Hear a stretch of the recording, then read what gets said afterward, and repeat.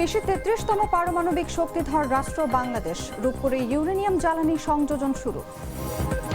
সারা দেশে কালবৈশাখী ঝড়ের আভাস। দেশের ৪ সমুদ্র বন্দরে ৩ নম্বর সতর্ক সংকেত। হবিগঞ্জে কালনী কুশিয়ারার পেটে যাচ্ছে শত বছরের জনপদ। নদী গেলে খাচ্ছে বসত ভিটা সহ অন্যান্য স্থাপনা। অচল সড়ক বাতি। ভুতুরে ঢাকা নারায়ণগঞ্জ লিংক রোডে আতঙ্ক। বাড়ছে চুরি ছিনতাই সহ নানা দুর্ঘটনা। এবং রোগীর চাপে নাকাল ঈশ্বরদী হাসপাতাল। চিকিৎসায় দীর্ঘ ভোগান্তি।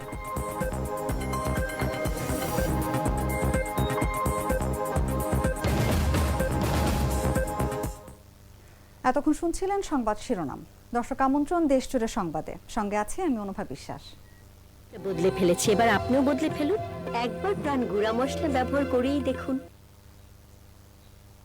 চলে যাচ্ছি পুরো খবরে। প্রথমবারের মতো পারমাণবিক জ্বালানি ব্যবহারের যুগে প্রবেশ করছে বাংলাদেশ। রূপপুর পারমাণবিক বিদ্যুৎ কেন্দ্রের চুল্লিতে ইউরেনিয়াম জ্বালানি প্রবেশের মধ্য দিয়ে দেশ বিশ্বে ৩৩তম পারমাণবিক শক্তি ব্যবহারকারী রাষ্ট্র হতে যাচ্ছে।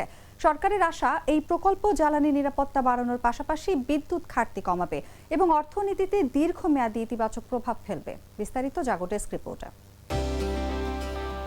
বাংলাদেশ ইতিহাসের নতুন অধ্যায় প্রবেশ করছে, যেখানে প্রথমবারের মতো পারমাণবিক জ্বালানি ব্যবহার শুরু হচ্ছে রূপপুর বিদ্যুৎ কেন্দ্রে।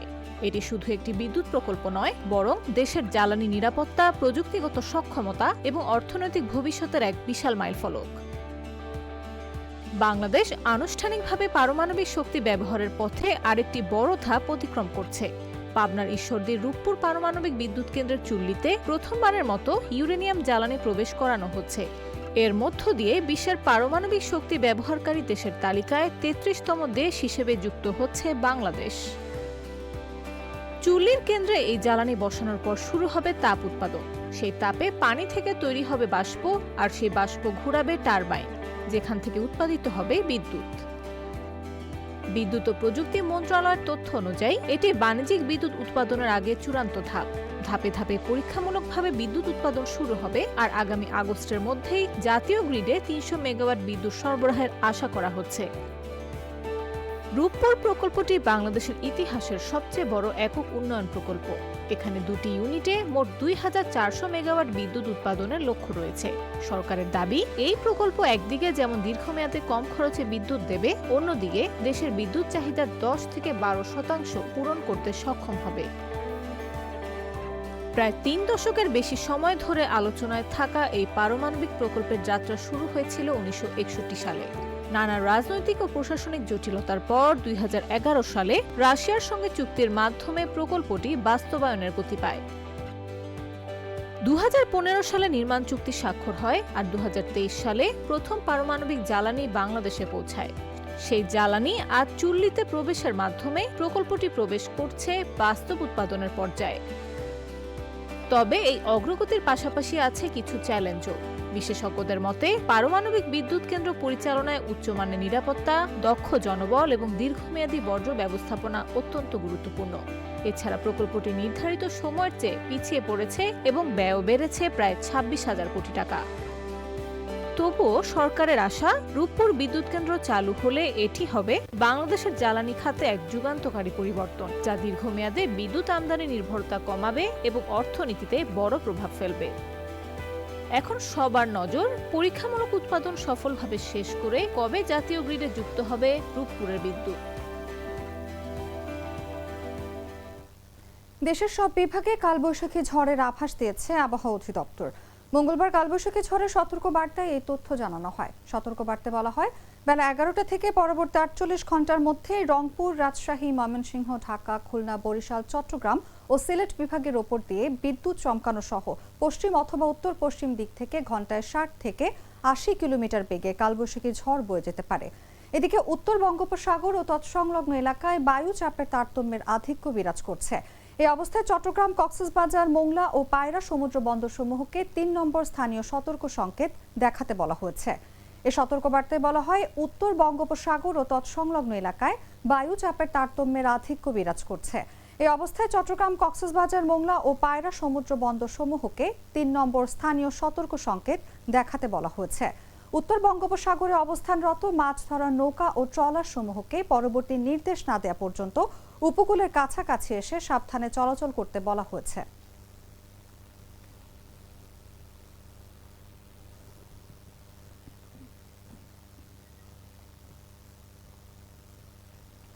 এদিকে কিশোরগঞ্জের হাওড়াঞ্চলে বোরো ধান কাটার উৎসব চলছিল পুরোদমে, কিন্তু সেই আনন্দে হঠাৎই ছন্দপতন ঘটিয়েছে টানা অতিবৃষ্টি। গেল 3 দিনের ভারী বর্ষণে হাওড়ের নিম্নাঞ্চলে পানি জমে গেছে। বিশেষ করে জেলার অষ্টগ্রাম উপজেলার খয়েরপুর আবদুল্লাপুর ইউনিয়নে খোয়াই নদীর পানি ঢুকে তলিয়ে যাচ্ছে পাকা ধান ক্ষেত। ফলে কৃষকের স্বপ্নের সোনালী ফসল এখন ডুবে যাচ্ছে পানির নিচে। অতিবৃষ্টির কারণে শুধু জমি নয়, ধান শুকানোর খলাতেও পানি জমেছে। এতে ধান মাড়াই ও সংরক্ষণেও দেখা দিয়েছে চরম ভোগান্তি। নিকলি আবহাওয়া অফিসের সিনিয়র অবজারভার আক্তার ফারুক জানান, মঙ্গলবার সকাল 6টা থেকে দুপুর 12টা পর্যন্ত 90 মিলিমিটার বৃষ্টিপাত রেকর্ড করা হয়েছে। সোমবার 24 ঘন্টায় 20 মিলিমিটার বৃষ্টি হয়েছিল। বুধবারও বৃষ্টিপাতের সম্ভাবনা রয়েছে বলে জানান তিনি। স্থানীয়রা জানায়, টানা বৃষ্টিতে জেলার বিস্তীর্ণ হাওর এলাকায় নিম্নাঞ্চলের বোরো ধান পানিতে তলিয়ে যাচ্ছে। অনেক জায়গায় পানি নামেনি, বরং কোথাও কোথাও আরও বাড়ছে। অষ্টগ্রাম উপজেলার ক্ষয়ক্ষতির পরিমাণ সবচেয়ে বেশি বলে ধারণা করা হচ্ছে। পাশাপাশি ইটনা, মিঠামইন, নিকলি, তাড়াইল, করিমগঞ্জ ও বাজিতপুরের হাওর এলাকাতেও জলাবদ্ধতা সৃষ্টি হয়েছে। জমিতে পানি বেড়ে যাওয়ায় যন্ত্র দিয়ে ধান কাটা ব্যাহত হচ্ছে।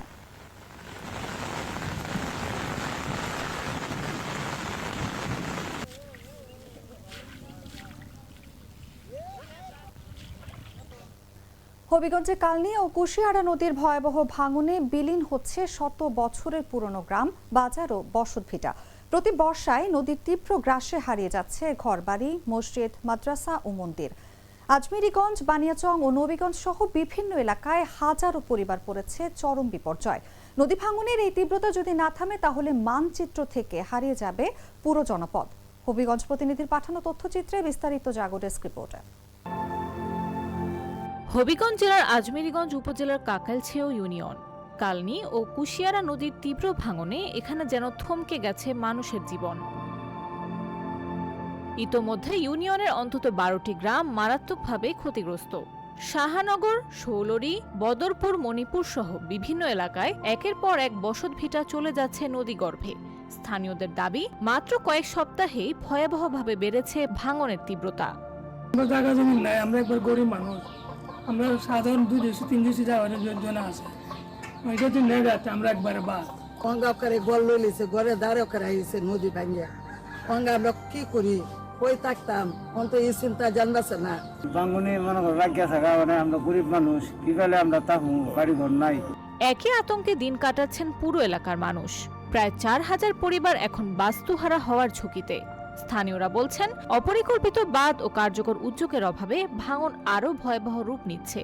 পূর্ব জায়গায় নদী ভাঙছে, খুব আস্তে আস্তে ভাঙছে, কিন্তু রিসেন্টলি যে ভাঙাটা ভাঙতেছে আমরা দেখতে পাচ্ছি যে ওই জায়গা পর্যন্ত ছিল, 10-15 দিনের ভিতরে এটা এমন দ্রুত হারে ভাঙতেছে, ভাঙতে ভাঙতে ওই পর্যায়ে পড়ছে। বিভিন্ন ধানি জমি এবং কৃষকের লাগামহীন ক্ষতি হচ্ছে এবং মন্দির, মসজিদ এবং অলরেডি নদী গর্ভের কবলে পড়ে অনেক ধানি জমি আমাদের চলে গেছে এবং কৃষকরা হাহাকারের মধ্যে দিন কাটাচ্ছে। প্রায় 2 সপ্তাহ আগের থেকে যেভাবে নদী ভাঙন শুরু হয়েছে, যদি ওই ভাঙনটা অচিরে রোধ করা না হয়, তাহলে হয়তো 1-2 সপ্তাহের মধ্যে আমাদের গ্রামটা বিলীন হয়ে যাবে। যদি যথাযথভাবে সংশ্লিষ্ট কর্তৃপক্ষ দ্রুত কার্যকর পদক্ষেপ না নেন, তাহলে আমাদের এই ঐতিহ্যবাহী গ্রামগুলা অতি সত্বর বিলীন হয়ে যাবে। নদী ভাঙন রোধে ইতোমধ্যে প্রকল্প গ্রহণের কথা জানিয়েছে পানি উন্নয়ন বোর্ড। তবে কাজ শুরু না হওয়ায় আতঙ্ক আরও বাড়ছে। বর্তমানে দরপত্র মূল্যায়ন প্রক্রিয়াধীন রয়েছে, অতি দ্রুত ঠিকাদার নিয়োগ করে কাজ শুরু করা হবে। আজমিরগঞ্জ উপজেলার শৌলরি বাজার, নিকলির ডালা, সাতগাঁও এবং পিরোজপুর এই 4টি স্থানে 5 কিলো 200 মিটার দৈর্ঘ্যে স্থায়ী নদী প্রতিরক্ষা কাজ বাস্তবায়ন করা। প্রতিদিন নতুন করে ভাঙছে নদীর পাড়, হারিয়ে যাচ্ছে ইতিহাস, হারিয়ে যাচ্ছে প্রজন্মের পর প্রজন্মের স্মৃতি। স্থানীয়দের একটাই দাবি, দ্রুত কার্যকর পদক্ষেপ না নিলে এই জনপদ আর মানচিত্রে খুঁজে পাওয়া যাবে না। নিউজ ডেস্ক, জাগো নিউজ।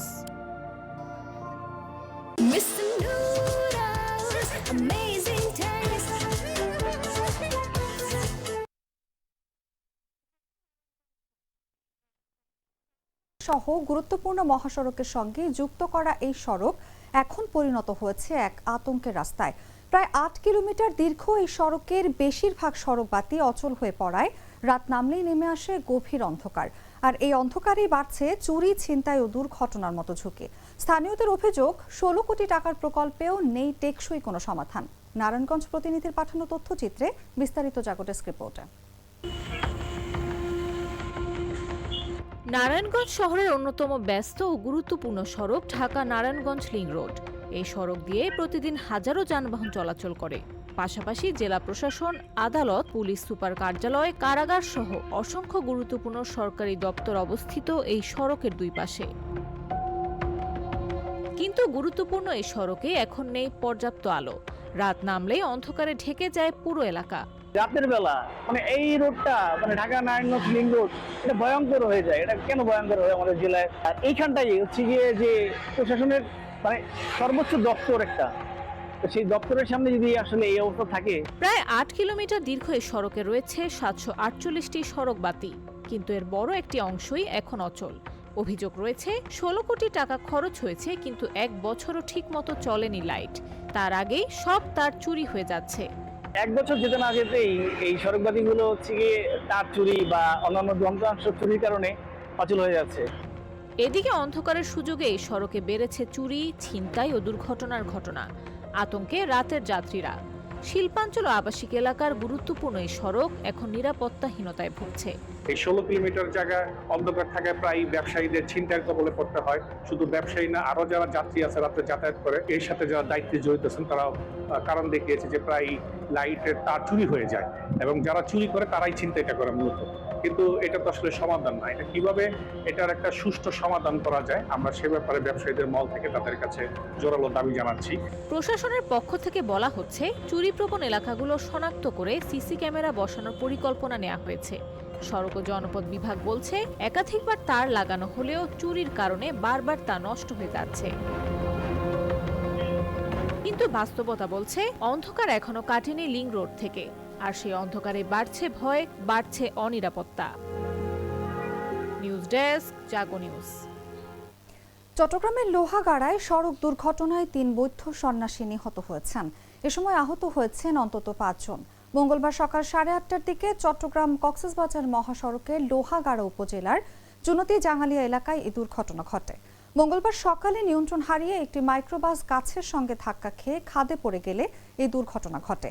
লোহাগাড়া ফায়ার সার্ভিসের টিম ঘটনাস্থল থেকে ৩ জনের মরদেহ উদ্ধার করে দোহাজারী হাইওয়ে পুলিশের কাছে হস্তান্তর করেছে। নিহতদের পরিচয় এখনো জানা যায়নি। ফায়ার সার্ভিস জানায়, স্থানীয়রা আহতদের উদ্ধার করে বিভিন্ন হাসপাতালে পাঠিয়েছে। পুলিশ বলছে, দুর্ঘটনার কারণ নিশ্চিত হওয়া যায়নি।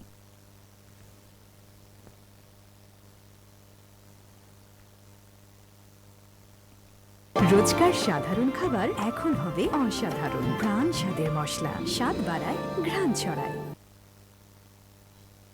পাবনার ঈশ্বরদী উপজেলা স্বাস্থ্য কমপ্লেক্সে রোগীর চাপ সামর্থ্যের বহু গুণ ছাড়িয়েছে। ৫০ শয্যার হাসপাতালে ভর্তি ৮০ জন পর্যন্ত। বহির্বিভাগে প্রতিদিন চিকিৎসা নিচ্ছেন শত শত মানুষ। চিকিৎসক, নার্স ও জনবল সংকটে দীর্ঘ লাইনে অপেক্ষা করছেন রোগীরা।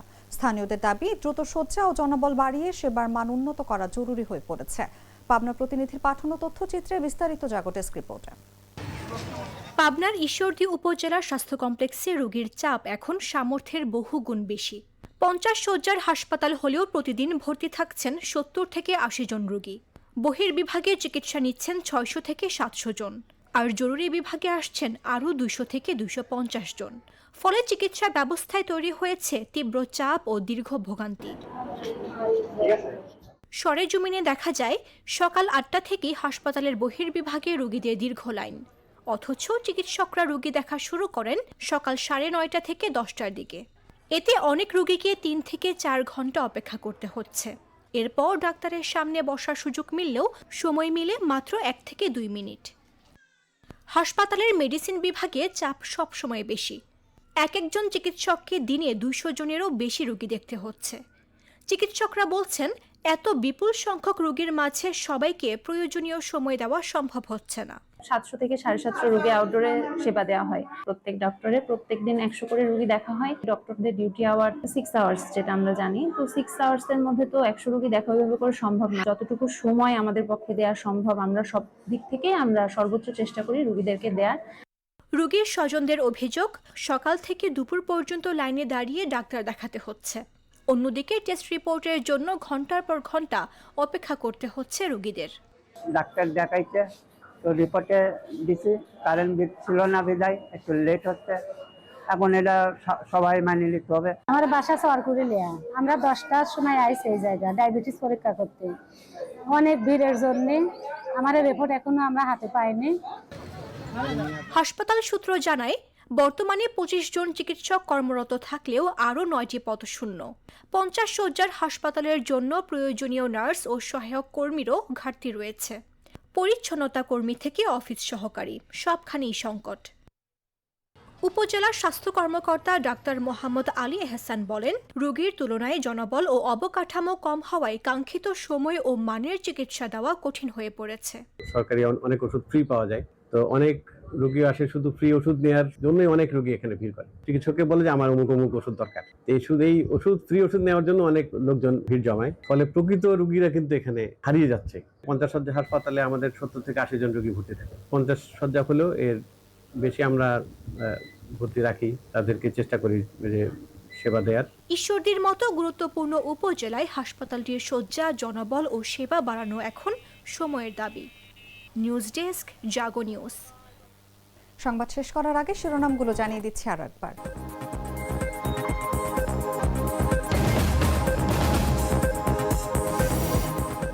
বিশ্বের 33তম পারমাণবিক শক্তিধর রাষ্ট্র বাংলাদেশ, রূপপুরে ইউরেনিয়াম জ্বালানি সংযোজন শুরু। সারা দেশে কালবৈশাখী ঝড়ের আভাস, দেশের 4 সমুদ্র বন্দরে 3 নম্বর সতর্ক সংকেত। হবিগঞ্জে কালনী কুশিয়ারার পেটে যাচ্ছে শত বছরের জনপদ, নদী গিলে খাচ্ছে বসত ভিটা সহ অন্যান্য স্থাপনা। অচল সড়ক বাতি, ভুতুরে ঢাকা নারায়ণগঞ্জ লিংক রোডে আতঙ্ক, বাড়ছে চুরি ছিনতাই সহ নানা দুর্ঘটনা। এবং রোগীর চাপে নাকাল ঈশ্বরদী হাসপাতাল, চিকিৎসায় দীর্ঘ ভোগান্তি।